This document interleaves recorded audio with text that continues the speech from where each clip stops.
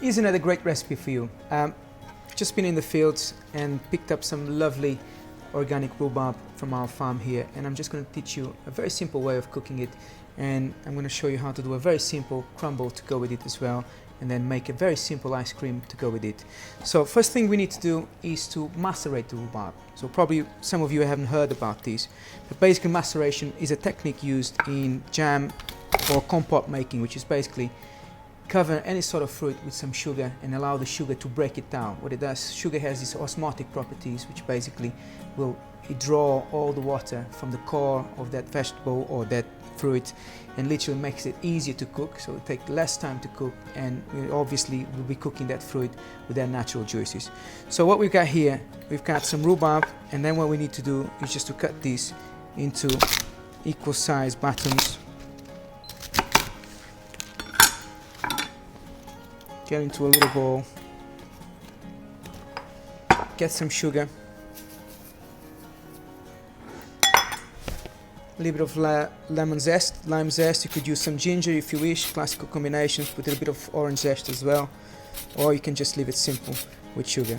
So what we're doing now is just allowing that sugar to break down this rhubarb. For something like this, like a rhubarb, I would recommend to leave at least an hour until all the juices come out. So basically, there we go, 1 hour's passed, and you can see all these lovely juices that came out. So literally the sugar is part digest to rhubarb. What it does, it will take less time to cook, so that way we can keep a lot of the nutrients, a lot of the color, a lot of the flavor. Got a pot over here, and literally what we're going to do, decant that in. Bring that to a simmering point, lid on top, and then you can either finish on top of the stove, or you can use the oven, which got a much even conduction of heat, to finish up. I'm expecting for a rhubarb like this, just literally about 8 up to 10 minutes. What we want to do is to make sure that the rhubarb is nice and soft, but still holds its shape. It's very important, the presentation.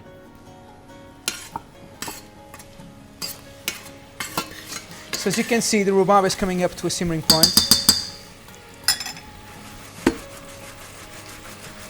What we're going to do now, lid on top, that will steam it up, that helps to cook even faster, and then we just transfer this into an oven, 180, 190 degrees, and we leave it there for about 10 up to 12 minutes.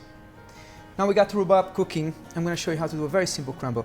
The way I'm going to do the crumble today, basically, as you can see, I'm separating the fruit, so I'm cooking the fruit separately and the crumble apart. And one of the reasons is that I find very often, if you do the two, basically if you just crumble that on top of the fruit and bake it that way, you're going to have a nice caramelization on top, but always find there's a layer there, undercooked flour, quite starchy, that can be quite difficult to digest. So my suggestion is to do both separately and then put it together, warm it up and serve.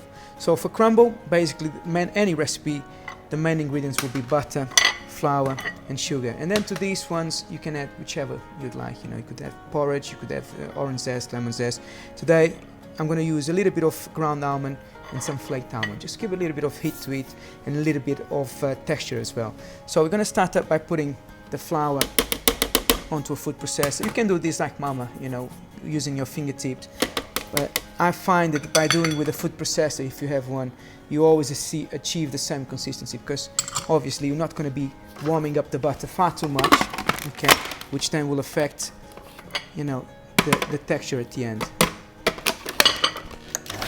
Whisk it down, give it a good shake.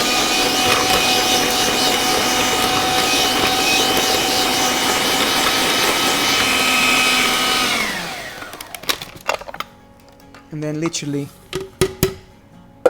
put it over into a tray, get the almonds there, give it a good mixture, spread it around, and then same temperature in the oven for about 8 up to 9 minutes.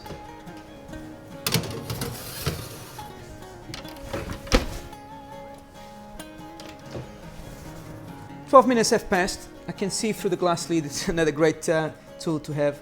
That rhubarb has started to expand but still holds its shape, so that's telling me that I should be there or thereabout. Be very careful these pans are amazing, and you can just put it in the oven and take it back.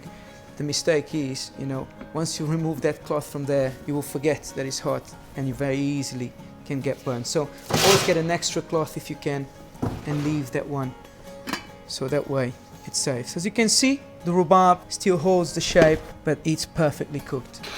While I'm waiting for the crumble, I'm going to just filter all the juices down from that rhubarb, get into the freezer, and I'm going to make a very simple ice cream. It's called granita.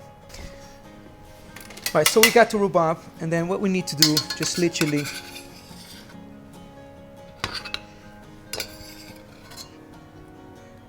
garnish the plates, making sure that you don't completely disintegrate the shape of it. With these juices on the pan, you can just pass it through a sieve and put it in the freezer for literally about 2-3 hours, and all you have to do later on is break it down with a fork, and you can serve it as an ice cream as well with the crumble. Right, the crumble is now cooked. As you can see, like I mentioned earlier on, it's just an evenly cooked crumble, which you're going to benefit from the texture, digestibility, and also flavor. So all you have to do is then just spoon some of this with your rhubarb. Or you could use any other fruit. Strawberries, you could use raspberries, you could use any fruit, in season, applying the same technique. To finish up, we've got basically the granita, which just came out of the freezer. And then all you need to do with a fork is just scrape it down, crush down all those beautiful crystals, and it becomes kind of a slush texture. And then you can garnish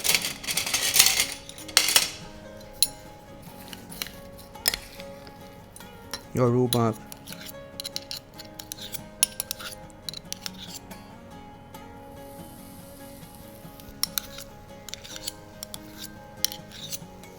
With the granita. Rhubarb crumble with his own juices granita.